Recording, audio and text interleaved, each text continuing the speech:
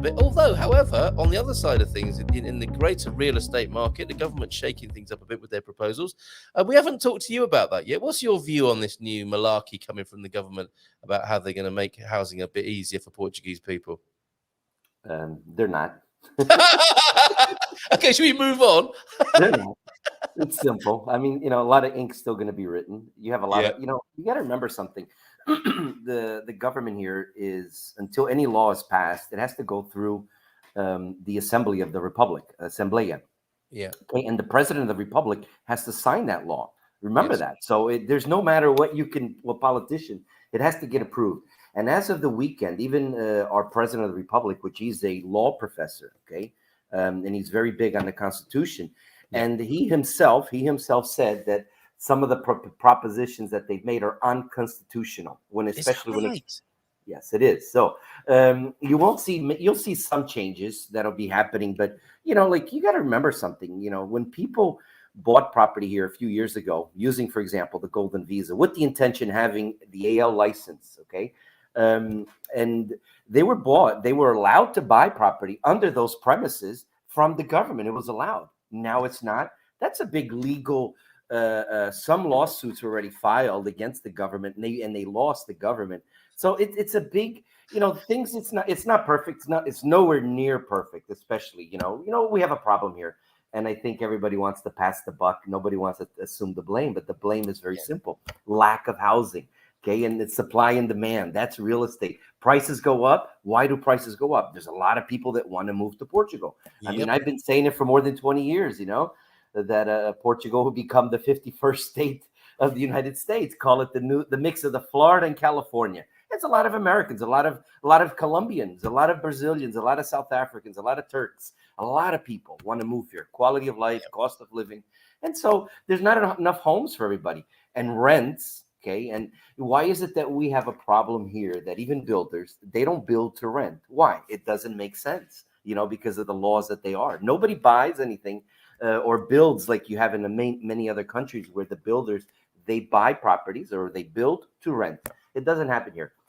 Rents here are very difficult. The prices have gone up extremely in the last couple of years. They will continue in the next 8 to 10 years until we resolve the issue of people having homes for everybody. The prices are not going to go away. The issues are not going to go away. I say, you know what? But where is in the world? Where in the world is it unaffordable to live? Where is it? Tell me. If there's an extremely affordable place, maybe you have to move to Kathmandu. I don't even know. You know what I mean? How expensive real estate is there. But I will tell you that in comparison to the rest of the world, it's still affordable living here. And that's why people keep coming, and they will keep coming. And that's a beautiful thing. I love it. So it'll be great times for real estate. It's all about supply and demand, and that's going to dictate the price. It's very simple. When you have a lot of politicians making a lot of noise, but a lot of ink still going to have to written up in the newspapers, Carlito, because it's not going to be going away. A problem that has been a problem even more than 20 years ago. It was already a problem. So they kind of put Band-Aids on it. It was never resolved. And until it resolves to the core issue, and you know what the core issue is that it's the low of wages. People can't afford homes here.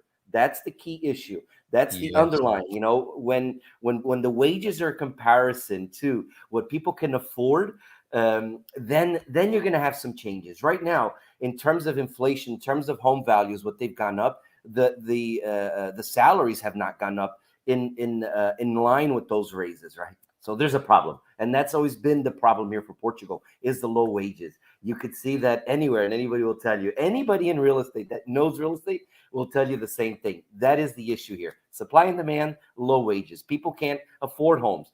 Can the foreigners afford homes? Yes, but they're not the problem. The foreigners are not the problem. You have a lot of issues sometimes because well, they don't want them to buy in Lisbon or Porto. Because of the Golden Visa. Golden Visa represented about less than 2% of what actually in real estate values, Carl. I don't know if anybody has an idea. That's nothing. That's like a drop in the ocean. And only 6% of foreigners, 6% bought properties last year. So 94% were Portuguese buyers. So it's not a big, foreigners are not yet, but they will be more. Those numbers will be more, but for now. And so that's an issue the government has to realize. And, until it passes to the president of the republic, where it signs into a law. Okay, everything else is just talk. It's talk. A lot of ink, a lot of, you know what that does for me, Carlito, is it scares away investors, foreign investors. This is the problem. This is the problem, isn't it? The problem for me. Yeah. And that's what we want to put right in some way, in some small way, if we can, because people's confidence has been a little bit knocked. It's causing people to think twice. And I love your analysis. I will clip it from the show and publish it separately, if I may, because I think it's an excellent analysis. A lot of these proposals are being spoken about as though they've already passed. And as you say, the ink hasn't been written, let alone dried yet. There's a whole process. And it's some political game playing. Now, one thing that stood out from what you were saying there, and broadly, I'm in agreement with you with what you say. I think your analysis is excellent. But this thing about what would really change the game here is putting people's wages up for the Portuguese, right? The government aren't going to be behind that. They'll talk about it, won't they? But I suppose if the government employs so many people, they're not going to be putting wages up, are they? You know, the government employs so many people. The government has so many empty homes. Did you know that? They're the owners. Well, they want to pass. Yes. They want to pass a law that anybody that has a vacant home, the government will be allowed. Well, then I guess the government will be having a lot of homes for sale, or not for sale, for rent. That's for sure. So the government is the biggest real estate holder, probably, of vacant homes. Homes. Okay. Yes. And so that's what they could do. I suppose they could raise more money by fining themselves for not renting those homes out, couldn't they? Listen, Carlito, I love Portugal. Portugal is for me is the Alice of Wonderland. I feel like Alice. I'm in Wonderland. I mean, anybody that doesn't like Portugal, get the hell out. It's not for you. Serious. You know what I mean? It's that simple. Portugal is the best country to live, the quality of life, cost of living, everything. But it's not for everybody, and you're not going to change it. Remember, we talked about this. You're not going to change Portugal, but Portugal may change you. Yes. We have issues here, social issues. We have lots of other issues. What country doesn't? What place in the world doesn't? We have our own. We're dealing with them, but except that it's been things that for more than 20 years have been passed under the rug, and it's about time that it's being faced. And that's what we're trying to do, I guess, as a nation, just get up from that, because everything else is in the right direction, and that's why people are moving here and attracting. So you don't want to ruin that. Okay, you don't want to ruin that. You don't want to go back to 2012. I'm not sure if you were here, but government was bankrupt, didn't have money to pay. What happens if they didn't have money to pay the government people that working for the government? Where are they going to be working? Or the doctors, or the teachers, or this or that? And so, the government created these tools for people to come and invest, live here. Even, some say that, the foreigners have a tax break of 10 years. That's not true. Portuguese people do too. If they live outside of Portugal more than 5 years, they can come back to Portugal and be in the same circumstance of not paying tax for 10 years. Not too many people know about this, but Portuguese people have the same rights as any foreigner. Foreigners here are invited because you know what? They help spend on the economy, everything that goes around. And I welcome them. I love foreigners. I'm a foreigner myself. And if you're unhappy, if you're Portuguese, you're unhappy, or anybody listening, get out. We don't need you. Get out. It's as simple as that. And that's what it is. And people gotta learn that, there's you gotta find your place. You got to call home. It's not perfect, but it's perfect for me. It's perfect for many people. Don't come try to change our political system or our radicals. You can have your opinions and etc. And the only way you could change it is when you vote. If you don't vote, and if you're not a permanent resident here, and you are a permanent resident, you're voting, then shame on you. You have one. Well, you can make your choices when you vote, and that's when the only thing is that everything else is perfect, and you deal with it because it's not perfect anywhere, Carl. It really isn't. And that's what I love about Portugal, is because you have these challenges, and like any other growing democracy, we've been a democracy since 1975, right? So it's still a young democracy, learning from the mistakes, corruption, learning from corruption. And so well, you're right. I mean, it's a society, and no society is without its challenges. Lots of excellent comments coming in. On that matter, of course, is the 50th anniversary of the Carnation Revolution next year. So how do you feel about that, and what would you like to see? And I will be asking this question of more people. What I'm trying to do is get together You'd be great on this panel if you've got time to do it. But I want to, you talked about, foreigners, you love foreigners coming to Portugal. Turns out, did you just see what I saw? John H is already limbering up behind the scenes. He's got a backdrop of, go back where you were, John, because we can see you walking across the bridge on the green screen. Look, he's going to cross the green. That's superb. Wow. It's a movie. It's like a superhero movie. The Hulk is present in Pontelima. So, thank you, John. We'll see you at 9:30. That was brilliant. It caught my eye there. Yeah, foreigners coming to Portugal. 1 in 10 people, close on 1 in 10 is a foreigner. We have this incredible opportunity here, don't we? I mean, that is how it is now, that there almost 1 in 10 people have come from somewhere else. It's a very rich, diverse immigrant population. And that, on the one hand, that can cause understandable concern for Portuguese people. And what I would hope is that would be seen as an asset. That what people are bringing with them, they're not least their wealth and their contribution to the country, but ideas and getting behind these wonderful things that we love about Portugal, celebrating those together. And what an incredible formula that could be for the continued success of Portugal for the next 50 years, beyond the 50th anniversary of the Carnation Revolution. How would you see Portugal in 2074? And maybe you will be on this expat thought leader panel of ours discussing that question. But what's your personal view this morning on that, Tony? I think there's going to be another revolution here in Portugal. That's my you opinion. do seriously. Yeah, seriously, because it has to do a revolution when you revolutionize, not maybe guns or anything, but you have to change the political system here, the way it's done things. You have countries outside of that are examples, like in the Nordic countries. How many politicians do they have?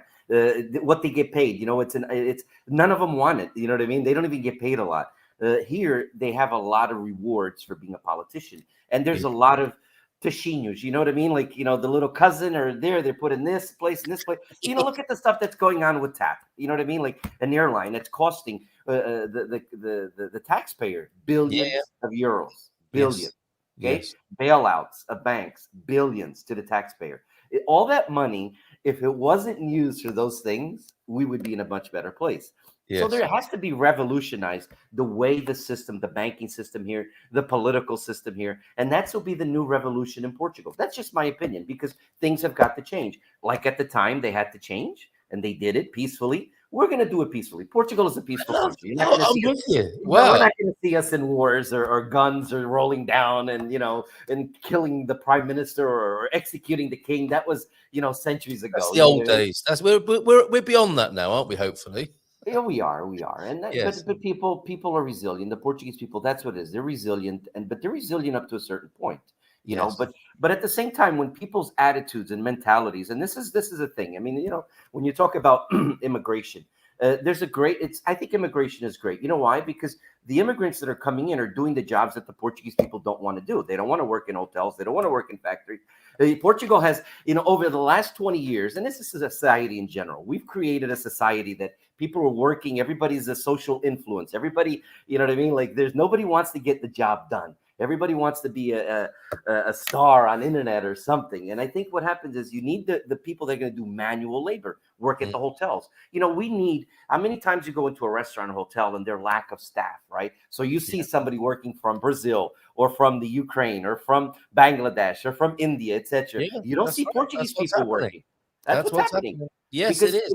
Portugal raised in the last 2 decades here a bunch of doctors and engineers, and okay, schooling is great, but not now. People, the government is saying, you know what, they give too much. The socialism has to change a little bit. You can't give everybody everything. People have to go work for. That's the way I see it. And so there's got to be a little bit of changes in that, and it will.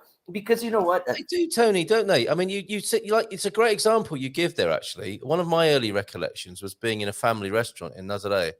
And we were talking to the young lady serving us. And it turns out she's the daughter. The grandma's cooking, the parents own and run the restaurant, and the daughter's working in there.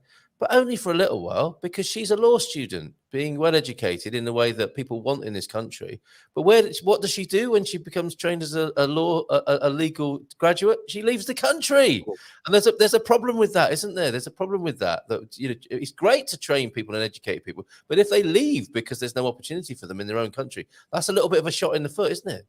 Yeah, do like Cuba. They don't let the doctors or lawyers or engineers leave. You have to stay there. They give you the free education. You have to live there all your life. you know, I'm not saying become a Cuba. You know what I mean? But there's got to be. It's free, right? Education is free. Maybe they should have to spend the first 5 years here. I don't know. After they graduate, they should not be recruited. The best doctors, nurses, lawyers, everything. They're recruited right at a university level. No, maybe they should spend time here 2 years to give back to somebody else. What they've learned, you know what I mean, before they can go on, then they can go on, because free education it does have a price, and it should be that, like we're educating them, but then they're going to be leaving. We're educating the best financial advisors. We have some great schools. Did you know this? And that's why they get recruited the best. But we have to get out from the stigma that immigration is bad. I love immigration because, even myself, when I immigrated to the United States, we were immigrants. And like many other people, many Americans are leaving there now. But you know how many people are going to be wanting to go to the United States? The ones that want to leave. The United States doesn't need you anyway. It didn't need me. I'm happy here. You know what I mean? And so the people that want to go there, they're going to want to contribute their immigration. That's how it is. Look at the UK. You have how many foreigners there, that move there as well, right, Carlito? And that's what it is. It's because they're going to be doing things that nobody else wants to do. No doctors or engineers. They're not going to, you're going to go to a Starbucks cup of coffee. One day it'll be surprised. Hey, I have a doctor or a lawyer that's serving me a Starbucks coffee, when they're able to get paid X amount of money. And that's the truth, and I think that's the revolution that I feel that what's needed here in Portugal is just that people to get over the bureaucracy level, the political structure, that it's just too many politicians. There's too many chiefs, not enough Indians, right? That's an expression. Often the way in management, isn't it? And public institutions, yes, because I guess they promote and give themselves pay rises. The middle managers. Running a government is just like running a business. You have to run it. Okay, you have to have loss. You have losses, and if you're running a company and you have losses, you're fired. Okay, you don't have a chance to go back on votes. You're fired, right? And so it's about losses and gains, and you got to look at it. And they're rewarded for the gains that they have. Here, even if a company like TAP has losses, the CEOs and everybody, they're rewarded. How does that work? I don't understand. And so now it's going. These are things that we're sick. I am tired of them. Everybody's tired, and that's the truth, Carly. And those are the changes that need to get done in real deep into raising the wages for everybody, the salaries, to make it competable, so you can compete with other European nations, right? So then that way. Yeah, and get people that are getting that social paycheck that they're sitting on their ass on their on their sofa. I'm not sure if I can say ASS, but too late. You did it. Okay, but they're sitting on the couch and they're not really doing anything or helping promoting the well-being of society. They're not contributing. They're not paying taxes. They're and they're receiving a paycheck. Get them out to work to clean the mountains or the streets or something. I don't even know. Get them to clean the mountains. Okay, so we didn't have years ago when before and this is stories. Anybody. This is not from my time. I wasn't even born at that time. But in times before we had the 75th of April, people were happy in the sense where many things this didn't happen. And even Salazar said himself, this will become a country. He died poor. He didn't, believe it or not, like all the politicians. And I think, man, how did you get to accumulate X amount of wealth over a period of time? I haven't done it. And I work my butt off every single day. I work my butt off every single day. And I have for since I was 14 years old. And I have not accumulated millions and millions in offshore accounts. How do they do it? How do they live what they do? So maybe I'm in the wrong business. We are in the wrong business. I got to get in there. Now you mention it. Now I feel a bit naughty talking about revolution, but I think the kind you're speaking of is that it's absolutely spot on. What a brilliant premise this morning, and what fantastic ideas you're bringing to us this morning. Do let us know what you think in the chat, folks. About it's a full-on Tony time this morning with Antonio Barbosa and Infinite Solutions. Yes, on the matter of golden visas, if anybody does still want to get in there before the door shuts, if it shuts, Tony's your man to speak to. Tony and I know a fantastic colleague by the name of Michael Maxwell, right? He's a great guy. If anyone wants to skinch in just in that last part of the golden days of the golden visa, get in touch with Antonio and have a chat with Michael, because he's one of the best in the business. There are a lot of great people doing that scheme, and a lot of interesting ways of going about it. I do really like the way Michael goes about it. So if you're in, do you want to add anything to that, Antonio, about Michael and his how he goes about the golden visa? Well, he's like myself. He's a lover of Portugal as well. Okay, so and he knows that the company. Well, and I feel the company he works behind and the board of directors. It's all about the people behind the structure of any company, right? That does this. Yes. And their philosophy. And when they're involved with some of the best, the elite builders. Okay, when they cherry pick properties into their property funds, Carl, there's some builders, some phenomenal buildings and properties that they cherry pick from, and that's what you want, because then that's what's going to grow the portfolios. And they have it spot on, and that's it.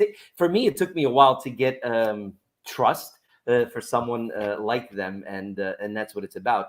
And some changes will be done, but even if it's not golden visa, you could still invest in the real estate property market, in the prime real estate market, like per se. If you don't want to own outright a building of €1 million, an apartment of €1 million, own a fraction of it that you're going to have returns, because it's going to be rented out. Okay, guaranteed. It's going to get sold. So after the fund is fully mature, you're going to be able to get your investment not only on a yearly payment, but also a lump sum payout. So and there's a minimum investment of €50,000. 500,000 is for the golden visa, okay? But you don't have, anybody can invest any amount, minimum €50,000. It's just like investing in a piece of land and buying it and holding it there. That's the same way. And you're investing in the prime real estate, cherry pick properties that are cherry picked. And so they know what they're doing, and the whole corporate structure, the board, I know them, and some of the builders, even the Moreno with Stone Capital and other builders that are phenomenal. It's you have to see that behind what properties are in the portfolio and the buildings, and that's what the key is. Tony, please put your details in the private chat so that I can put them on the screen so that people can get in touch with you. Or I'm from the US, but please don't come here with old baggage. Start fresh, start new, be your best self. Yay! Very good. It's not where you live, and this is a paraphrase of the earlier comment, I think, wasn't it, from Dale Carnegie? It's not where you live, it's how you live, and who else is there that's with you that matters. Thank you very much for that. Simon's in as well. Bon dia todos. No place is the best for everybody. Again, resonating with what you were saying there, Tony. The question is this the best place for me? We have a vacant home tax in Vancouver. Got a bill for this house. If vacant, pay $8,000. Yikes. And report before due date showing it is not currently vacant. That's one way of doing it in Portugal, isn't it? Is to tax empty houses, perhaps. It's not paying taxes. This is the NHR, the tax break that you were referring to. It's a reduction of taxes on certain types of income. That's good clarification. Olá, Antonio, from Simon. Uma manhã fina e fresca para você. My first visit was in 2012. And remember, the lawns in the suburbs were overgrown. It was still amazing, but I'm amazed how much had changed by the time I visited again in 2019. Imperfection is beautiful. Would you agree with that, Tony? Imperfection is beautiful. Absolutely. Isn't it? I'm imperfect, but I'm perfect. I can't believe that. Perfectly imperfect. Antonio Barbosa with us this morning. Agree to disagree. Short visit to the show today from Matty. Got to go. Have fun and keep healthy. Thank you, Matty. In my opinion, my humble opinion, Portugal is head and shoulders above other European countries in terms of cost of living, lifestyle, culture, and overall welcome. However, the Portuguese government is missing a trick due to the impenetrable bureaucracy. No one likes impenetrable first thing in the morning. And despite the relatively low cost of the D7 visa, the immense overhead of paperwork and protocol. Would you agree, Tony? Absolutely. Yeah. Okay. Not paying tax Spot is wrong. on. Spot on. Thank you. Even with the NHO, you still pay tax, but the tax is max 20% on your income, and other taxes are unchanged. Thank you. Smash that like button. And it appears to me that as a holiday destination or as a new home, Portugal is unrivaled. The problem is the bit in between. Interesting. Thank you for that. Portugal could absolutely clean up in the retirement sweepstakes if only the procedure for immigration was more straightforward. Not cheaper, not easier, just more predictable. Wise words, right? The experiences Luisa and Veronica have had with importing vehicles and switching licenses are enough to put many people off. Oh, yes. Don't import vehicles unless you're really sentimentally attached. Veritable rabbit hole of tangled and poorly explained paperwork. Excellent analysis. Where else can you get this level of information? Certainly not in the news. Yes, that's to you, Tony. Set the bar, adhere to it consistently across the board, spread the word, and wait for the silver dollars to roll in.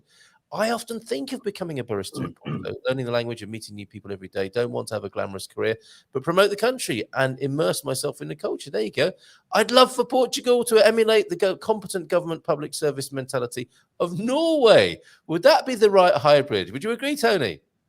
Without a doubt. That's why I said Scandinavian countries, Norway, Denmark, they have this philosophy of politicians that they very little and they get paid very little, but what they do, it's a job. They go to work, there's no, and so definitely it would be, they need to go there for 6 months or a year and do a internship to learn how it's done. Well, there you go. I would love to. And if we give them Norwegian food and a all expenses paid holiday in Norway, politicians would like that sort of thing, wouldn't they?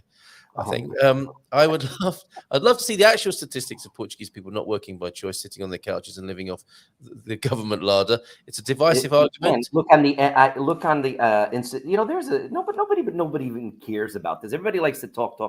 You want statistics? Look at INE.pt. Did you know that? It's the Institute of National Statistics. INE.pt. You want to know about statistics about years ago, about the rents, about this, about that, unemployment. INE.pt. But nobody's going to say, I love sitting on my sofa, are they, in a survey? I don't think. I get your point, James. I get Tony's as well. It's not the first person I've heard saying that. Portuguese people have asked, when you talk to the taxi drivers and the barbers and so on, these are the sort of sentiments you hear that are complete shock to me in my early time here. So we've got a name for this revolution. We're moving on from the carnation revolution into the competency revolution. It's not very. I think it sums up what we want, but it's not very sexy. I think we can maybe improve a little bit on that. But that's a great start there, John, and you can talk about that when you join us in just a moment. There's Antonio's details if you want to get in touch. Tony, do stay. I mean, I know you've got things to do, but it would be lovely to have a little bit of a crossover with our pal from Pont Lima and you, the man in the Minho. Let's have some Spike Milligan quotations. Money can't buy you happiness, but it does bring you a more pleasant form of misery. Yes, well said. I'm not afraid of dying. I just don't want to be there when it happens. Also, Spike Milligan. And the citizens' connection with the land provide power and self-determination. Well, there's another part of what could happen. We've got all that interior, so much kerfuffle and noise about the Marginal, the Silver Coast, the Algarve, Porto and Lisbon. What about all that other land, the powerhouse, the true powerhouse of Portugal, right? Where people could be encouraged to work in a way that they want to, creating food, growing food, living out in the countryside, enjoying a fantastic life. That's been part of the problems of our modern economy, have made that quite impossible for people. So that could be another area that the revolution of competency could look at. What do you think about that, Tony? It's a shame, isn't it, that central Portugal has been, socially desertified. I keep saying in many posts, Mr. Prime Minister, you need to get out of Lisbon and politicians and come visit Viseu or Guarda, Paris de Coura and the Minho, Ponte de Lima and interiors. There's so many interior villages that there's a lot to do. They're uninhabited. People go to the bigger cities, but there's a lot of quality of life. And that's where I think the focus should be. Lisbon and Porto has done its work over the last few years and even the coastal areas, but that's never going to go away because that's where people are buying. I mean, you know, so that's where but if you go interior wise, you're going to see some beautiful quality properties to buy at an affordable price, and the quality of life that goes with it, Carl. I mean, you know, even from the Silver Coast, if you go, you know, to Constanza, you know, even interior wise, and they're beautiful little villages, right, and all along in those settings. And but definitely the interior part of Portugal, there's so much room for everybody. I don't know, you know, like everybody's sometimes worried about, oh, we don't want other people coming in. You know what, there's plenty of room for everybody. We're a small but big country. There's so much room, so much territory to cover, that it's enough to have everybody to come in. And, you know, and I think for the next 20, 30 years, it'll be my pleasure to welcome you here. Yes, nicely done. The fork and spade revolution. We're liking that. And João de Norte says, and let's bring him on to talk about this himself. Morning, John. We've got